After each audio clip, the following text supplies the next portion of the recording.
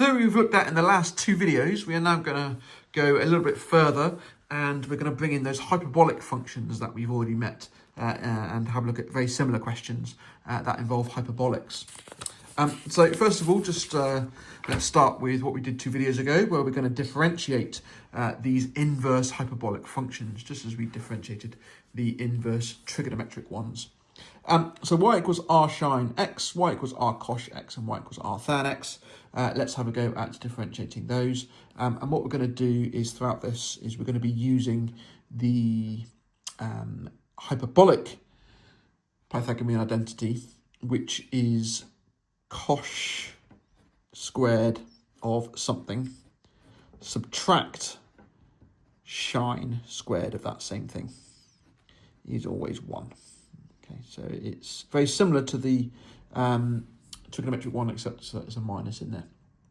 Okay, so we're going to be using that a few times in these examples. Okay, so first of all, let's start here. Y equals r sine x. And just as we did with the trigonometric ones, we're going to get rid of the inverse function. And we're going to do that by shining both sides. So we're going to end up with the sine of y is going to be equal to x. We're then going to differentiate both sides with respect to x. Sine differentiates to cos, differentiating implicitly, so that we get a y primed multiplier, and then x differentiates to the number 1. And that tells us that y primed is equal to cos of y under 1, which again is a correct answer, but we started with y as a function of x, so therefore we really want y primed as a function of x, and we're going to use this identity to help us out here. So y primed, that's cos squared, cos on the bottom, so that's going to be 1 plus sine squared, so it's going to be the square root of 1 plus sine squared of y, all under the number 1, and then the sine y gets replaced with an x. So I end up with the square root of 1 plus x squared, all under the number 1. Okay, and if you think about what the sine graph looks like, thinking back, I know it's a relatively new topic to you, but it looks something like this. And that point of inflection there, that is the origin. What we notice is that the gradient of that curve everywhere is positive, which is why we justify taking the positive square root here. So y primed is positive, so therefore we take the positive square root at that point from the hyperbolic identity. Okay. All right, that's sine. Cos, very similar. So part 2, we're going to differentiate the r cos curve. Again, we do that by cosining both sides, and we're going to end up with cos of y is equal to x. Therefore, sine of y times y primed equals 1. Don't forget, cos differentiates to sine, not minus sine. And we end up with y primed is equal to sine of y under the number 1, which, using this identity, is the square root of cos squared minus 1. So square root of cos squared of y minus 1 under 1. And we've done that because cos y is x, so we can replace that with the square root of x squared minus 1 under 1. And again, just a very quick consideration of the graph of the cos function, so the r cos function, which looks like that. It's not defined for negative, or actually any x value less than 1.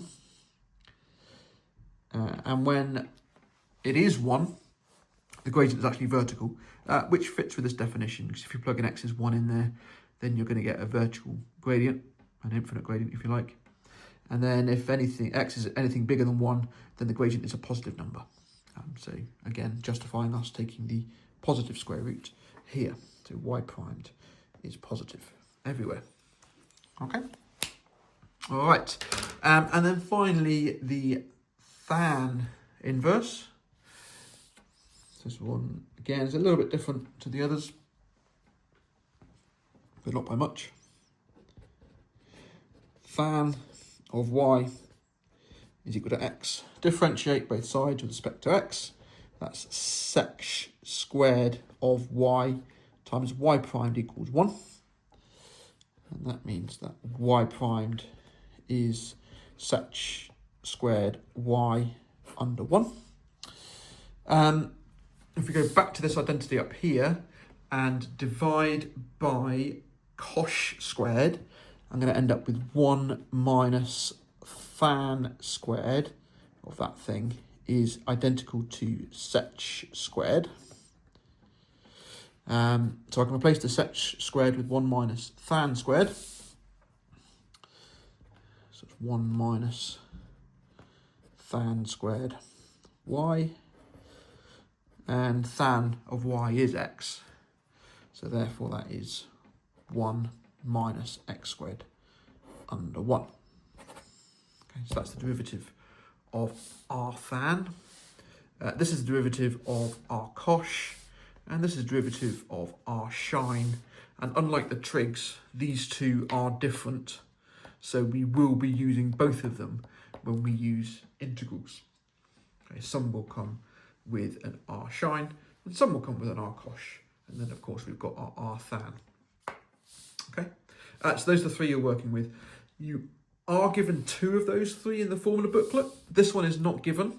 And I think the primary reason that it's not given, at least as an integral, is because if we integrate this, we can actually use partial fractions to integrate it, as opposed to using the fan function. So because of that reason, I think that's the reason it's not included, in my opinion. Whereas these two, the integral of that, or at least x squared minus a squared, and this one, a squared plus x squared, they are given in the formula book. Okay.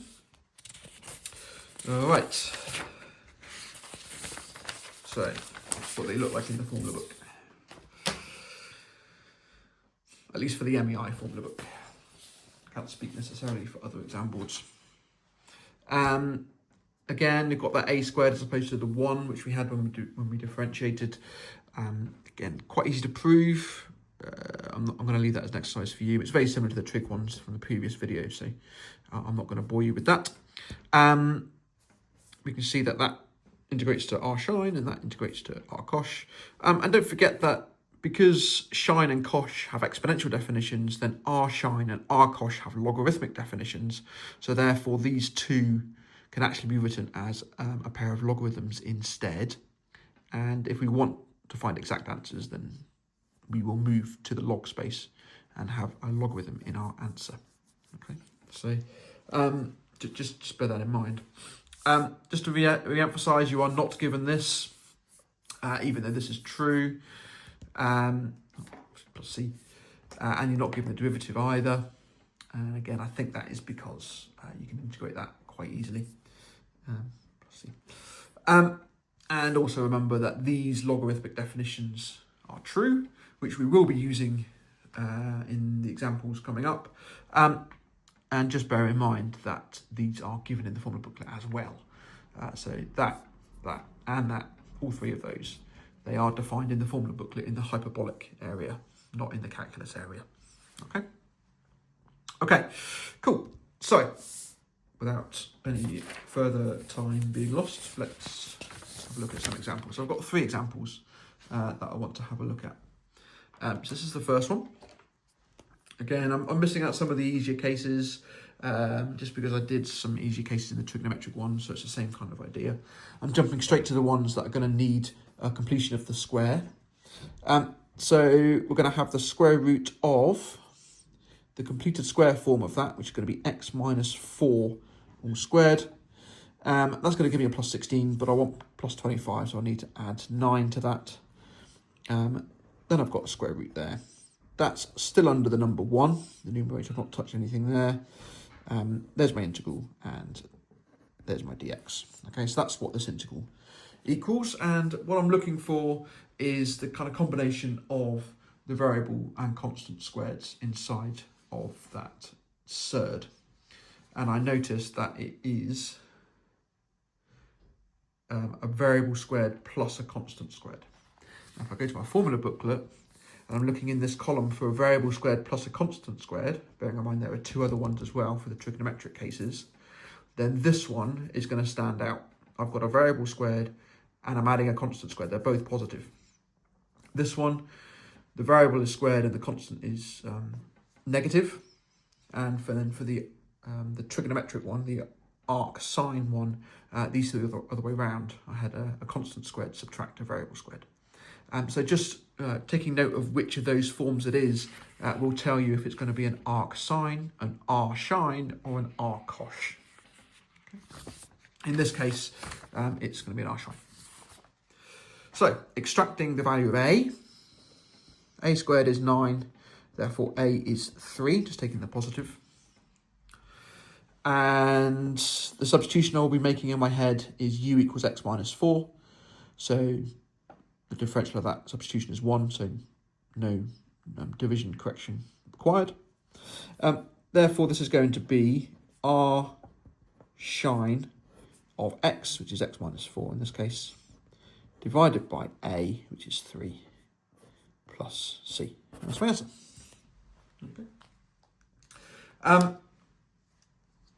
Okay. What I am going to do actually is I will write that in logarithmic form, just in case that's what they want it, so you can see it really happening. So I'm going to be using this definition of r sine, which again is in the formula booklet. So the contents of the r sine are going to get duplicated here and here in the formula. And so in this case, I'm going to get an x minus 4 over 3. So that's going to be the natural log of x minus 4 divided by 3 plus the square root of x minus 4 divided by 3 squared plus 1, which I'm going to write as 9/9 plus c.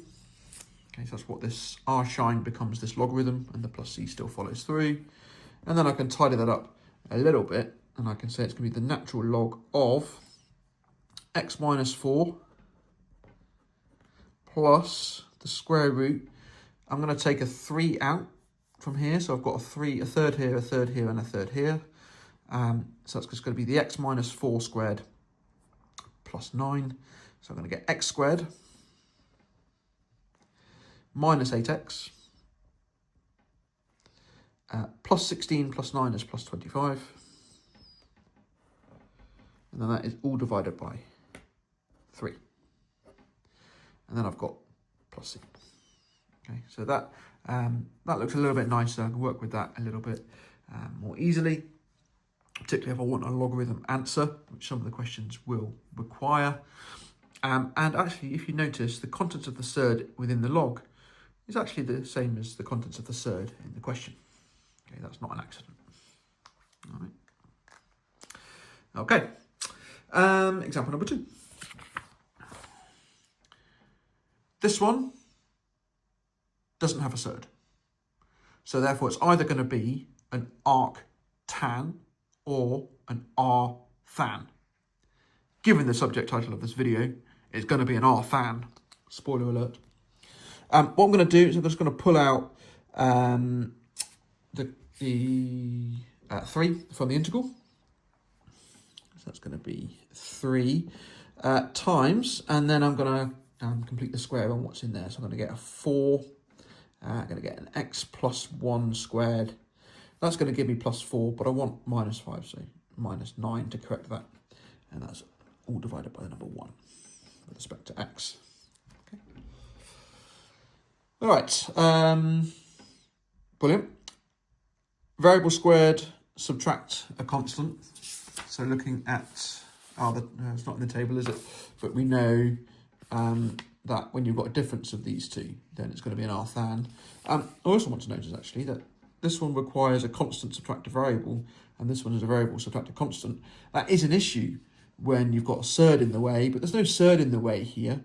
So I can actually just pull out a negative outside of the whole integral, which is perfect. So what I'm going to do is I'm going to pull out a negative, and I'm also going to pull out the 4 in the denominator.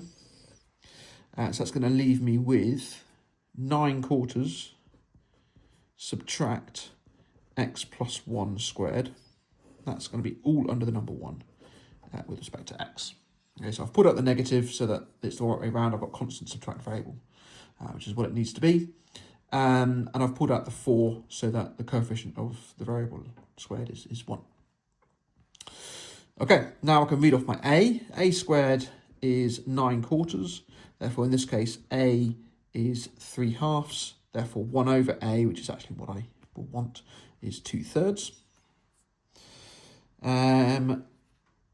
So I'm going to get minus 3/4 times 1 over a, which is 2/3, times r than of x, which in this case is x plus 1, divided by a, which is times by 2/3. And then I've got my plus c. I can tidy that up a little bit by cancelling the 3's and the half. So I've got minus a half times r than of 2x plus 2 over 3 plus c. Okay, so that's my answer in terms of r than. We do prefer to have our answer in terms of a logarithm because our inverse hyperbolics are technically logs. So I'm going to replace the r than function with this. I do already have a half here, so that's going to become a quarter. In fact, it's going to be minus a quarter there. And then whenever I have an input, that's going to replace the inputs there. So this input here, which is a bit messier than just an x, is going to appear here and here. Okay?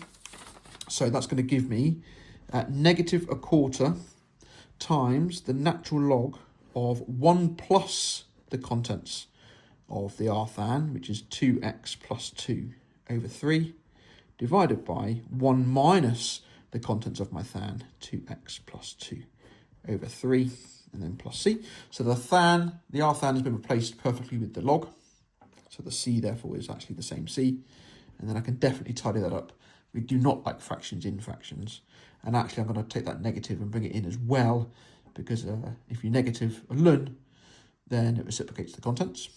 So I'm going to write that as a quarter times the natural log of, the denominator is going to become the numerator. So I'm going to get 3/3 minus 2/3, by times in top and bottom by 3. It's times top and bottom by 3. So I get 3 minus 2, which is 1.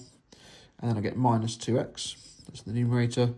And in the denominator, that was the numerator, I'm going to get 3 plus 2, which is 5.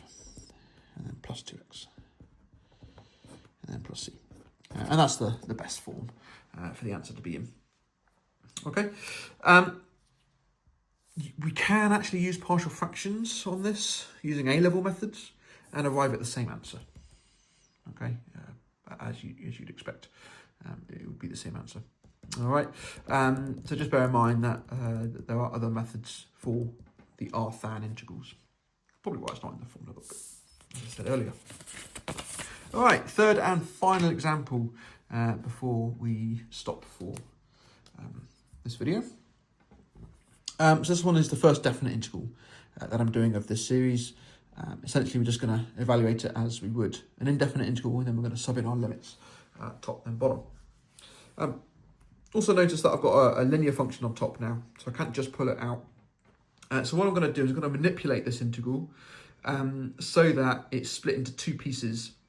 One is going to be one where the numerator is the derivative of the contents of the surd, so I can make a quick substitution. And then the other one is going to be the rest. So the derivative of the contents of the surd is 2x plus 4. So I'm going to force out the denominator to be that. Force out the numerator to be that. The denominator is still going to be x squared plus 4x minus 12 in the surd, dx.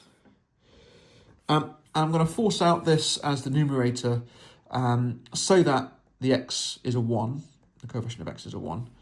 So I'm going to times this whole thing by a half. So what I'm essentially doing is forcing the linear term to be part of this fraction so that I can make a quick substitution because the numerator is the denominator of that. And then I can make the contents of the surd my variable, my u variable. The problem is although the linear term matches up, half times 2x is x, the constant term does not. Half times 4 is not 1. So I need to put a correction term on this to make up the difference. And that's going to be a subtraction of the integral of, again, the same denominator, x squared plus 4x minus 12 under the number 1 dx. And that works because, well, the linear term is a half times 2x, which is 1, which is what I want. And the constant term is a half times 4, which is 2, subtract 1, which is 1, which is what I want. Okay, so both the linear and the constant terms match up. This one is going to be some kind of A-level integral, relatively easy. This one is going to be one of our new integrals because it's going to be an R shine or R cosh or something like that. Okay, and then don't forget the limits. So we've got 2 to 3 and 2 to 3. Okay, right, this one here. Substitution I'm going to make is u equals x squared plus 4x minus 12. If you run that substitution through that integral and then back into x space, back into x space again, then what you end up with is actually the square root of x squared plus 4x subtract 12.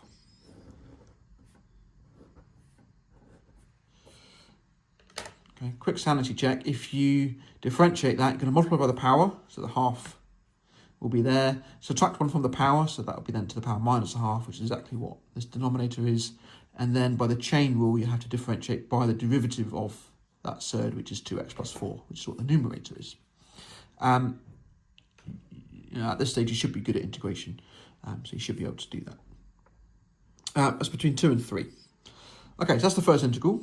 The second one, I'm going to need to complete the square in that surd at the bottom there.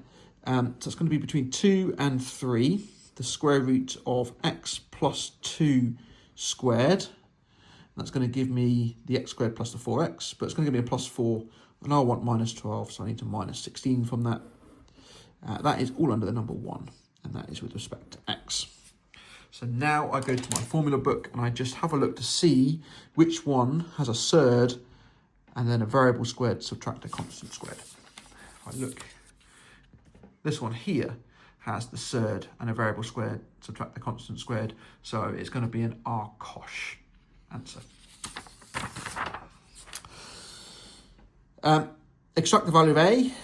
A is 4, because a squared is 16. And we're going to end up with the square root of x squared plus 4x subtract 12. Minus R cosh of x, which in this case is x plus 2, divided by 4. The substitution I made here was u equals x plus 2, so no constants kicking around there to deal with.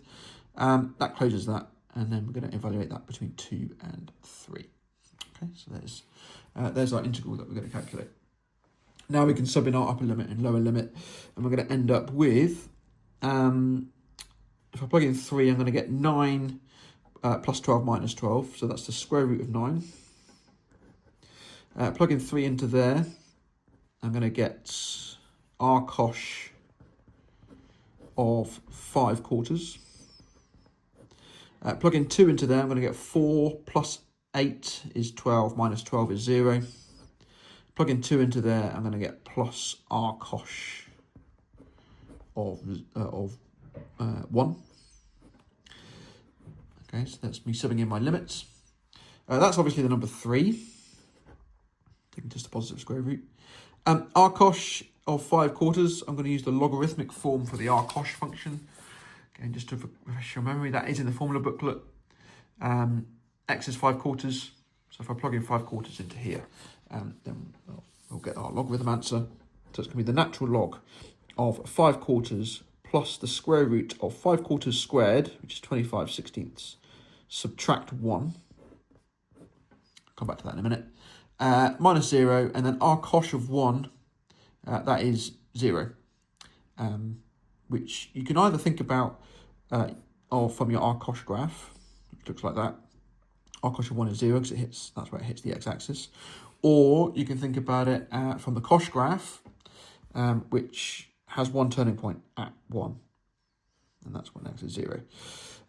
So however you think about it, you can get that to be 0. So the answer is just going to be this. Let's tidy up the contents of this log. That's going to be 5 quarters plus 25 sixteenths subtract 16 sixteenths is 9 sixteenths.